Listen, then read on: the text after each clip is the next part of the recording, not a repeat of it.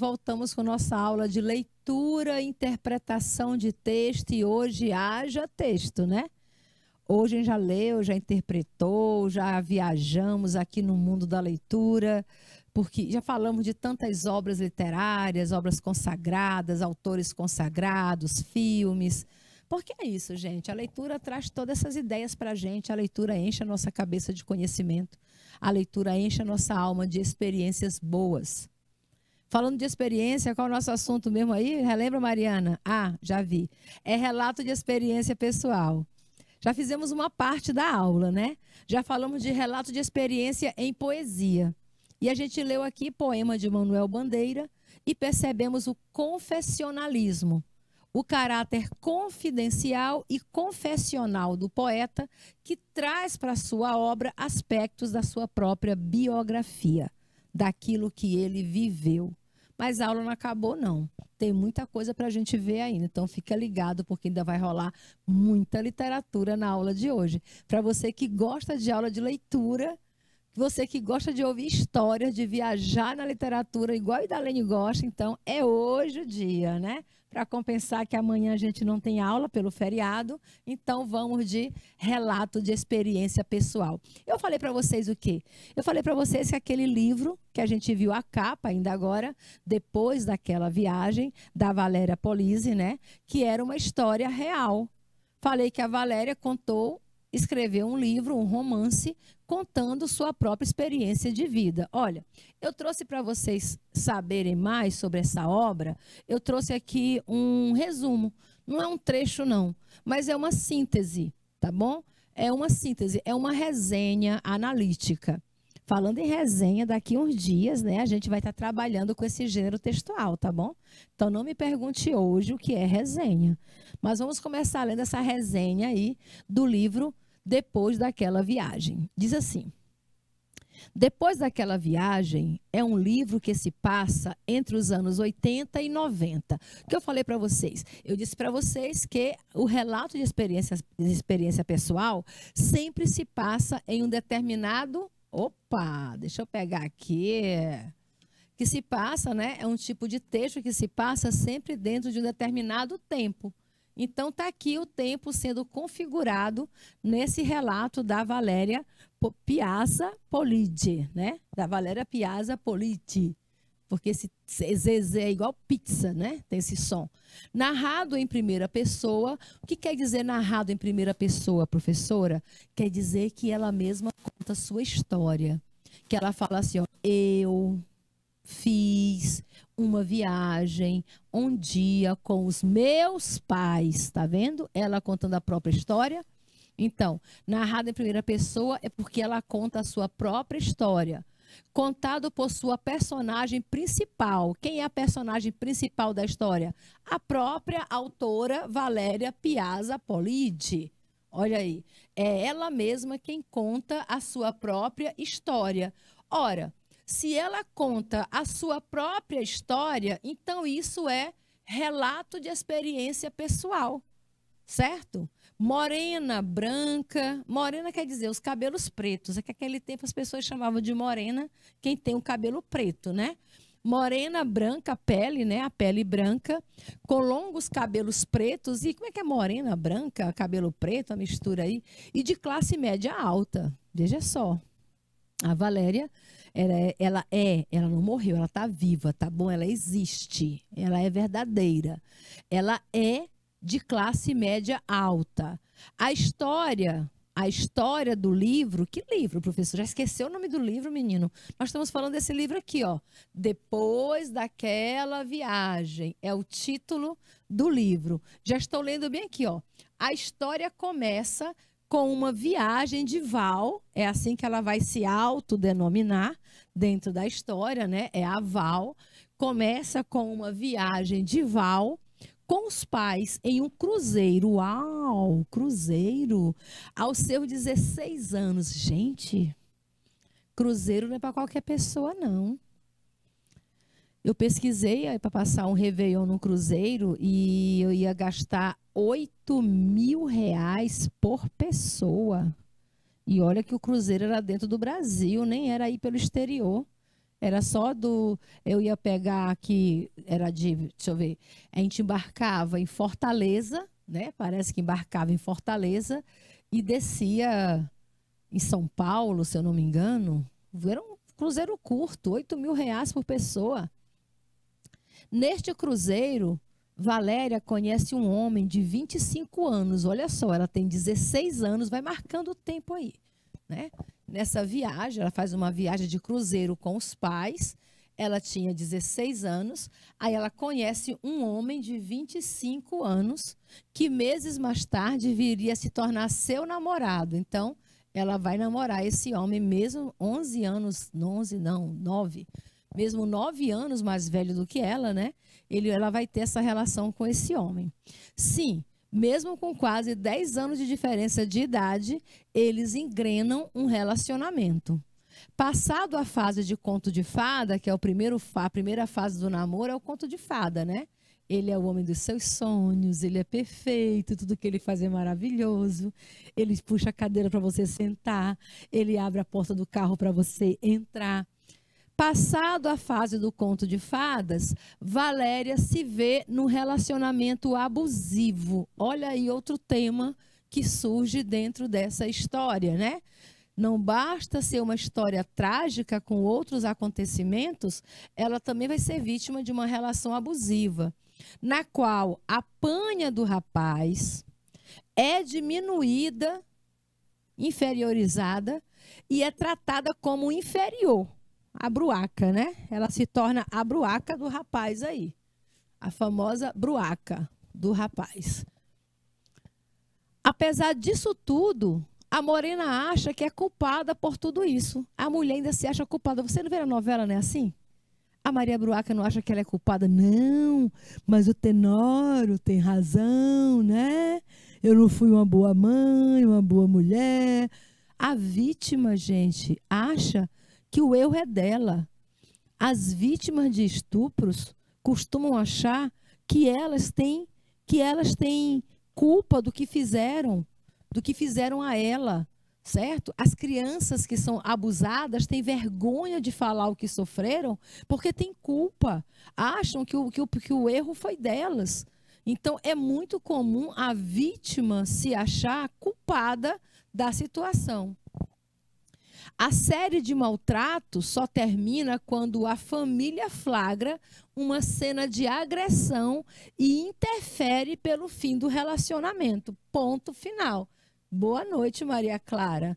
Então tá aqui, olha, a família flagra uma cena de agressão e interfere pondo fim ao relacionamento. Afinal de contas, a menina só tem 16 anos de idade, é menor de idade, e numa menor de idade, quem ainda tem a tutela dela é o pai, né? Quem é o tutor ainda são os pais. Mas vocês acham que acabou por aí? Não. Só está começando a desaventura dessa história pessoal da Valéria, que fez muito bem colocar em um livro que virou um best-seller nacional, tá bom? As pessoas do Brasil leram bastante, as jovens, adolescentes leram, e eu recomendo, se você tem entre 15 e 18 anos de idade, leia depois daquela viagem e aprenda com a Valéria o que é relacionamento abusivo. Começa aprendendo por aí, porque não foi só isso. Após 2 anos, já fazia 2 anos que ela estava separada do rapaz, criou até trauma. Nesse período, ela não quis mais se relacionar com ninguém, do trauma que ela sofreu com a relação. Valéria descobre ser portadora do vírus da AIDS, o HIV. Olha só, depois de 2 anos, ela descobre que está infectada com o vírus da AIDS. Em que ano? Anos 80 e 90, bem no auge da AIDS. Período, Maria Clara, em que essa doença ainda não tinha cura, tá bom? Não tinha cura e nem tratamento era comprovado.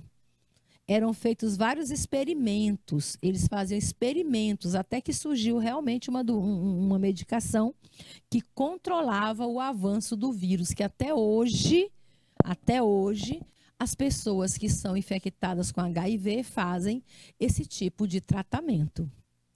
Como só havia transado com o namorado que a espancava, a equação é óbvia. Ele a contaminou. O único homem que ela teve na sua vida tinha sido esse namorado. Então, não tinha como ela ter adquirido de outra forma, se não foi através dele. Quer dizer, se não bastasse toda a situação que ela já viveu na relação difícil, agressiva com esse namorado, ela ainda foi contaminada por ele.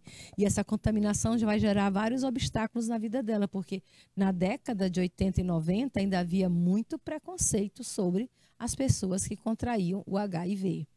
Não havia tantos tratamentos e a doença era diretamente associada à morte, né? Pegar a doença já era um atestado de óbito. Olha, vai morrer. Tem tratamento não, imagina só. 2 anos depois ela está o quê? Com 18 anos de idade, né? Aos 18 anos ela se descobre infectada por HIV. Imagine isso para uma garota que mal havia chegado aos 18 anos. Até então, a AIDS era associada apenas a gays e praticantes de sexo anal, o que não era o caso de Valéria. Aí daí já havia um preconceito, entendeu? Como era uma doença associada a prostitutas, a usuários de drogas, a gays. Aí então ela já traz consigo a doença, além de já ter o problema da falta de tratamento e de cura, ainda traz toda uma carga de preconceito junto com a doença. Então, apesar de tudo isso, a Valéria ainda vai passar por todo esse preconceito, que é o que diz o período seguinte. O preconceito com portadores do vírus no Brasil era absurdo, não era não, ainda é, tá bom? Ainda é. Eu vivi um episódio, eu estava numa casa e estava vendo uma recepção, uma festa, tinha várias pessoas lá, certo? Aí um dos convidados chegou com um parente, trouxe um parente dele para a festa. E eu vi a preocupação da dona da casa em ficar com boatos, né? Aquele cochicho. Eu vi as pessoas cochichando e lavando copo, e lavando talher, e lavando isso, e lavando aquilo. Eu não estou falando dos anos 80 e 90, não. Eu estou falando de um momento recente, de tempo presente, de século XXI, tá bom? Estou falando de século XXI. Então, eu vi as pessoas lá preocupadas em lavar isso, lavar aquilo, que a pessoa pegou, que a pessoa bebeu, que a pessoa fez. E depois eu fui saber o motivo, é porque a pessoa era portadora do vírus da AIDS, certo? Então, esse preconceito existe até hoje. Então, o preconceito com portadores do vírus não era absurdo, ainda é absurdo. E a falta de tato dos hospitais, na época, né? Os hospitais não queriam aceitar os pacientes de AIDS. E não havia cobertura do plano de saúde, como agora até pouco tempo também, a Covid-19 também não tinha cobertura, certo? A plano de saúde não ajudava a atrair uma perspectiva melhor para os infectados. Quer dizer, eles não tinham nenhuma luz ali que dissesse, eu vou conseguir sair dessa, eu vou ficar bem, eu vou me curar. Então, a única palavra que restava para as pessoas infectadas com a doença era a morte. E Valéria teve que superar tudo isso. Por isso que eu digo, Valéria ainda está viva, viu? Vivíssima, produzindo literatura, tá? E se você quiser entrar em contato, procura no Instagram. É só procurar Valéria Piazza Polizzi no Instagram, comece a segui-la e ver os relatos dela, tá bom? Pessoa maravilhosa aí para você seguir. Simbora. Se você entendeu a história, eu fiz um resumo do livro, tá bom? Apresentei um resumo, uma síntese da história para vocês. Mas vocês viram que eu fiz um resumo, mas sem contar o final, né? A única coisa do final que eu falei é que eu disse que ela ainda está viva. Ela está ainda está, não. Ela está viva, bem saudável, graças a Deus. Dei até a dica aí de vocês segui-la no Instagram. Coloca lá Valéria Piazzi, tá? Que vocês vão segui-la no Instagram. Qual é a experiência pessoal relatada no livro depois daquela viagem? Qual é a experiência pessoal que foi relatada, que foi contada nesse livro depois daquela viagem? Letra A. São as aventuras de viagem de uma adolescente. Aí se fosse aquele filme dos jeans, né? Letra B. A difícil convivência com a AIDS e o preconceito social. É por aí, né? Abusos e violências domésticas vivida por uma mulher, ela fala disso também, tá? Mas o depois daquela viagem enfatiza principalmente a convivência com a AIDS e o preconceito social.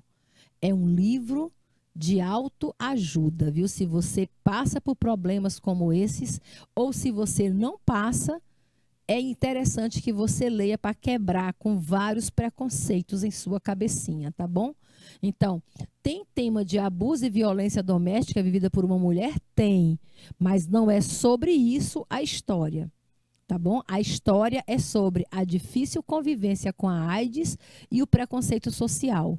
Letra D. O arrependimento de ter feito uma viagem a qual resultou no diagnóstico de AIDS. Olha, ela não fala que se arrependeu da viagem. Ela conta como foi difícil aceitar a doença e, principalmente, encarar a sociedade com tanta discriminação pela qual ela, uma mulher, uma menina de 18 anos, teve de conviver. Então, a nossa resposta para qual é a experiência pessoal relatada no livro depois daquela viagem é a difícil convivência com a AIDS e o preconceito da sociedade. Tá bom? Entenderam? Então, a gente pode continuar.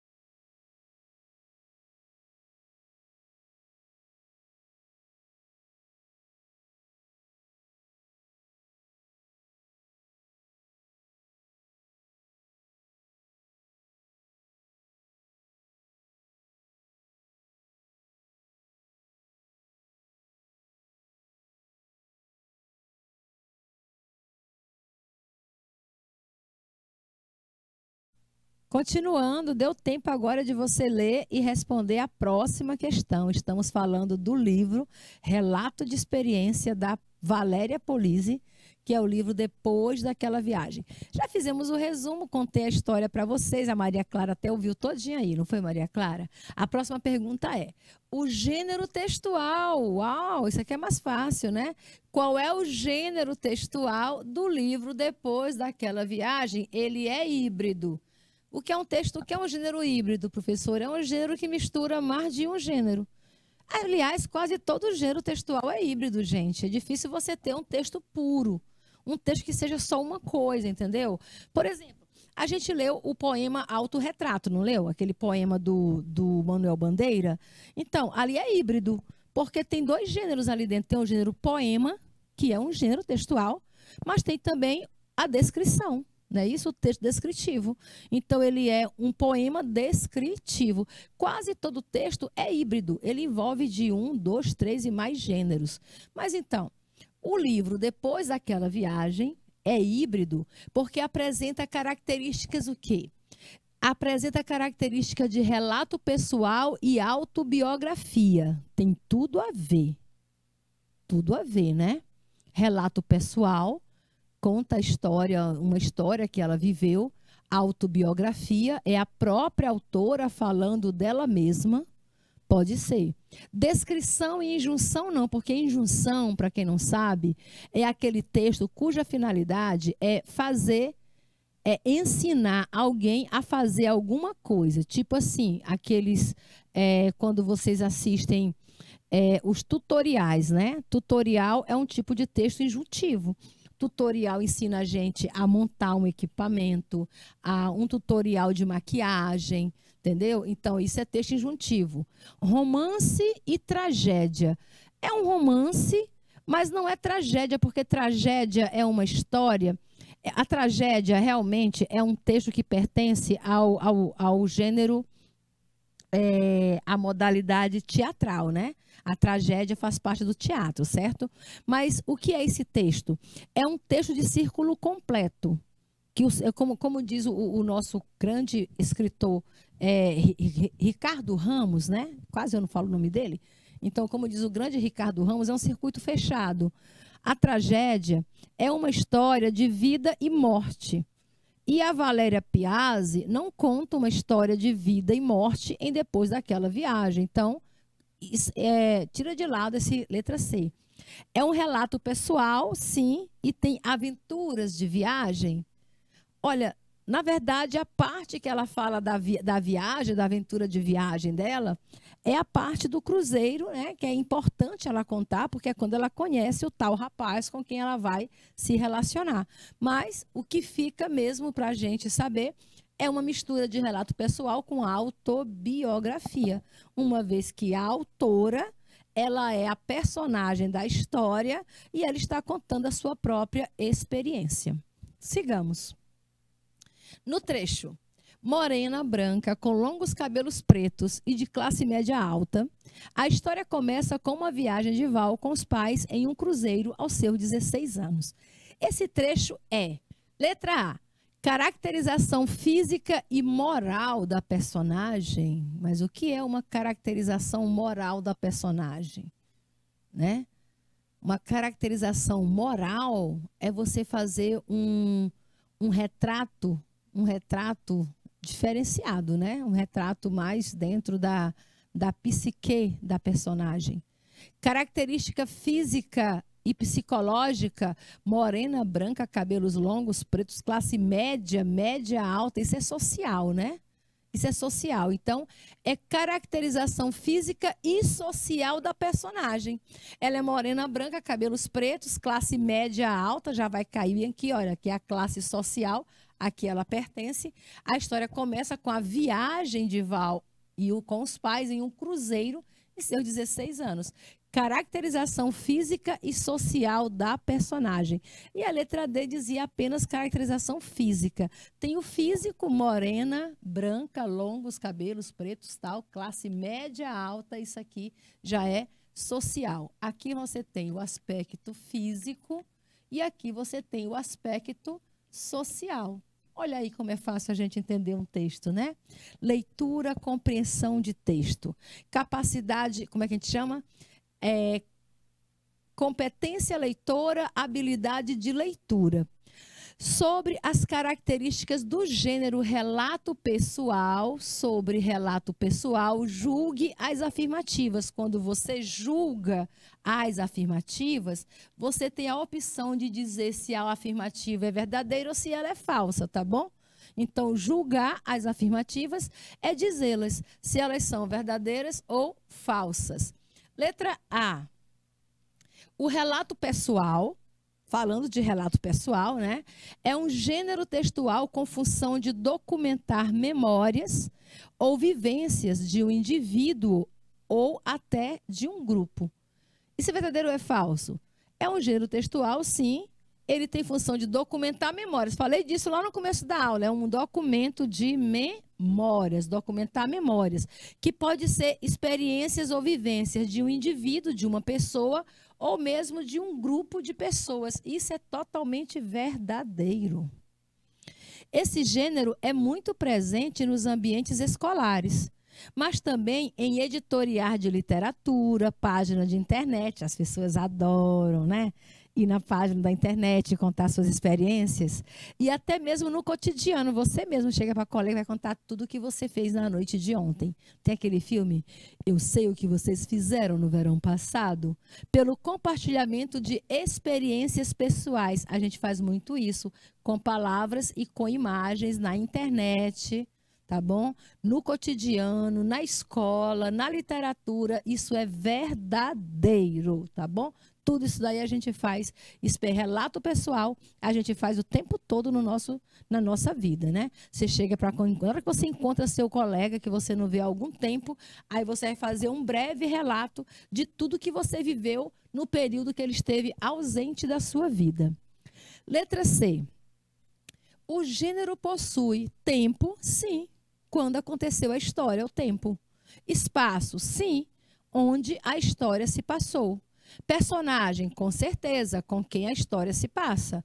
E narrador não ficcional, que é o narrador que conta a história, o narrador. E sua estrutura divide-se em título, sim, introdução, desenvolvimento e conclusão.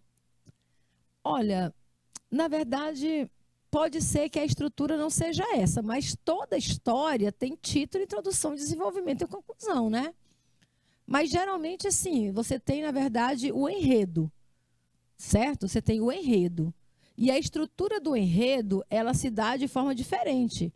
Você tem dentro do enredo, você tem a parte da introdução, aí você vai para a complicação e o desfecho, né? E agora, isso é verdadeiro ou é falso? Essa coisa de introdução, desenvolvimento e conclusão está mais para os textos que você chama de dissertativo argumentativo. Mas equivale também ao gênero relato pessoal. Você também pode colocar título, introdução, desenvolvimento e conclusão, só que a gente dá outros nomes dentro do texto narrativo, tá bom? Letra D. Apresenta informações objetivas, linguagem técnica com muita descrição e impessoalidade. Isso aqui só se fosse o relato, se fosse relatório, né? Se em vez de relato fosse um relatório, aí você ia usar informações objetivas, uma linguagem técnica e muita descrição e impessoalidade. Sabe o que é impessoalidade? Não falar de si mesmo. Se é um relato pessoal, então é claro que é uma afirmativa falsa. Em relato pessoal, não pode ter impessoalidade. Entenderam?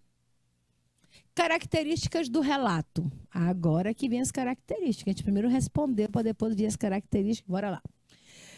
Reúne considerações que são significativas para a área do conhecimento, certo? Ou seja, conta tudo que a gente precisa realmente saber. Faz reflexões sobre uma determinada realidade, buscando amparo na teoria. Você pensa sobre o acontecido e vai criando toda a sua teoria. O texto é contextualizado, porque tem toda uma situação que acontece e é desenvolvido. A linguagem, ela é objetiva, mas também pode ser subjetiva quando se trata... Aqui está falando apenas de relato, tá bom? Porque tem vários tipos de relato. Se for relato pessoal, é linguagem subjetiva. Então, você tem linguagem objetiva e subjetiva.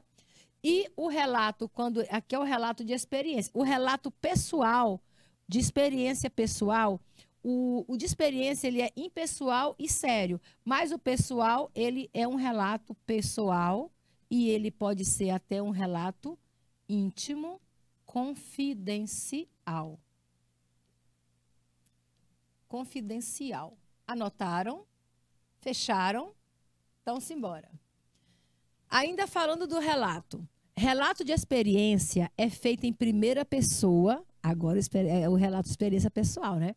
É em primeira pessoa, ou seja, eu fui a uma viagem, nós nos divertimos muito, minha mãe falou comigo, tudo na primeira pessoa. De forma subjetiva, subjetiva também quer dizer eu, nós, né? Vem para a primeira pessoa, de forma detalhada, ou seja, cheia de descrições, geralmente com linguagem coloquial, que é uma linguagem informal. Eu posso dizer para a gente se divertir e não para a gente se divertir, tá bom? O relato pessoal, ele pode sim ser carregado de linguagem coloquial.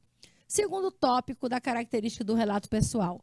O assunto do relato é abordado de forma a destacar a participação ou o ponto de vista do enunciador, da pessoa que está falando, sobre o que é relatado, ou seja, sobre o fato ocorrido no passado, porque, como eu falei, tem sempre um determinado tempo em que aquilo aconteceu. Por isso, o tempo verbal, geralmente, o verbo está no pretérito perfeito. Eu digo viajei, fui, passou, acabou. Tá bom? Fica no pretérito perfeito. Terceira afirmativa. Faz parte dos gêneros pertencentes ao domínio social da memorização, com certeza, e documentação das experiências humanas, situando-as em um determinado tempo. Servem de exemplos, né? Diários íntimos, que a gente já viu, viagem, notícias, jornalista, relato histórico, tal. Em seu relato de experiência, fique inteiramente à vontade para fazer a inserção de figura de linguagem, de gravura, de fotos, tá bom? O que vocês quiserem, vocês podem colocar dentro desse seu relato. E como é que a gente escreve um relato? Professora, eu estou interessada, agora eu vou passar para a redação. Como é que a gente escreve um relato? Então, redigir, escrever é sempre uma aventura, né? É uma aventura e é um desejo de todo mundo. Na verdade, todo mundo tem o desejo de saber escrever bem, saber como vai se escrever alguma coisa. Então, para começar a escrever um relato, tu precisa refletir sobre uma situação ocorrida.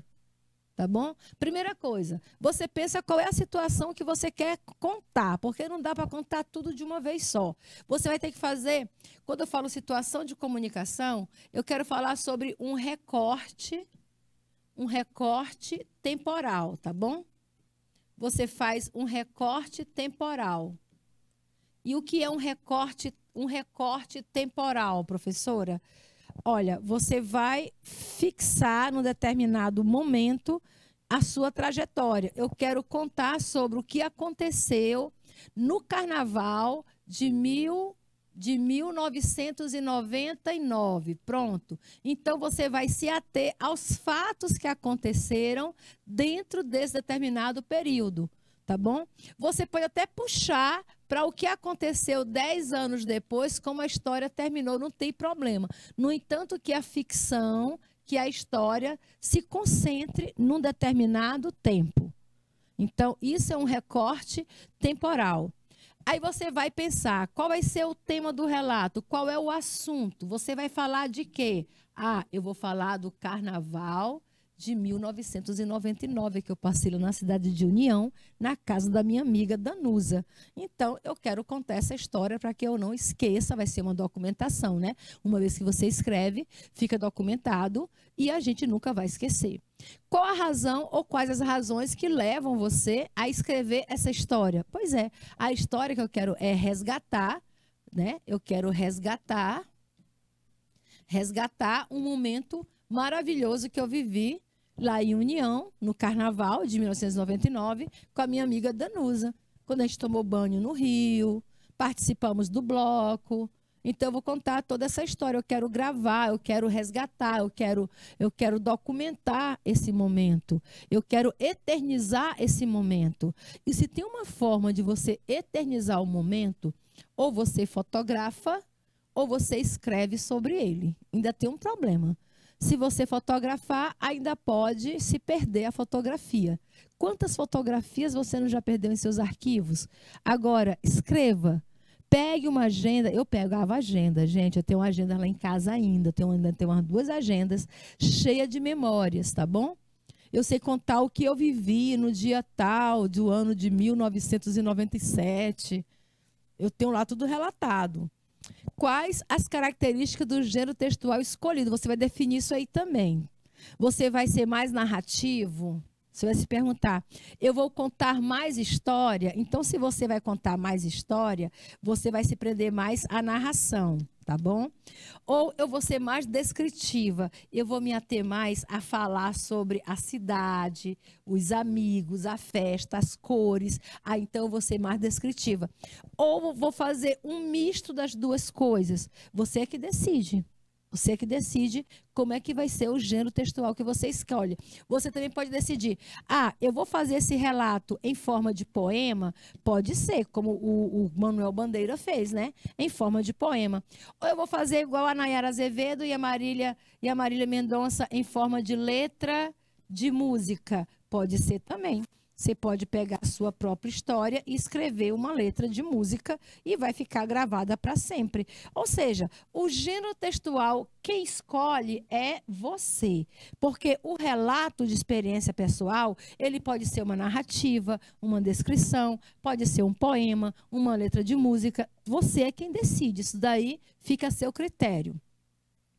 Outra pergunta que você vai fazer quando vai escrever um relato é: o que os autores desejam comunicar aos leitores? Então, você pensa assim: o que é que eu quero que os meus leitores saibam? Eu vou dizer abertamente, eu vou dizer tudo abertamente, ou eu vou deixar no subentendido? Deixa eu apagar aqui para escrever a palavra bem bonitinha, tá? Ou eu vou escrever no subentendido? É uma boa. Vai ser abertamente ou vai ser subentendido? Aí quem decide é você. Se você quiser fazer o seu texto como a Nayara Azevedo fez, né? Mostrando lá que o namorado atraiu, foi para o motel com a outra mulher, e ela chegou e não sei o quê, e toma aqui seus R$50. Ou você quer que fique subentendido? Você não vai falar que foi agredida, você vai dizer assim: ele deixou marcas em mim, certo? Sem falar que foi agressão física. Esse amor deixou marcas em mim. Toda vez que eu ouço o nome dele, eu gelo. Mas você não vai dizer que gela de medo. A outro vai pensar, deve gelar de emoção. Então, tem várias formas de você dizer diretamente ou subentendido. Segundo, Dirty Dancing. Você conhece esse filme? Nossa, é o meu preferido, tá bom? Se você já assistiu ao filme, ou se não assistiu, assista. É a história de uma adolescente, que ela é chamada de Baby, na história, né? Ela recebe o nome dela de Baby, e ela vai fazer um retiro de férias, vai passar as férias com os pais e a irmã em um hotel, tipo esses hotéis que... parque hotel, né? Hoje a gente conhece muito esses parque hotel. Então ela vai tipo para um parque hotel onde tem de tudo. Você tem, além da hospedagem, tem restaurantes bons, tem piscina, tem o rio, tem uma lagoazinha lá para tomar um banho, tem música, tem dança, tem festa, tem tudo que você precisa para fazer umas férias assim incríveis, tá bom? E na história, né? Ela se apaixona pelo dançarino da equipe de dança do hotel. Um dos funcionários do hotel é por quem ela se apaixona. Ela vai contar essa história para a gente. Então, é um relato pessoal.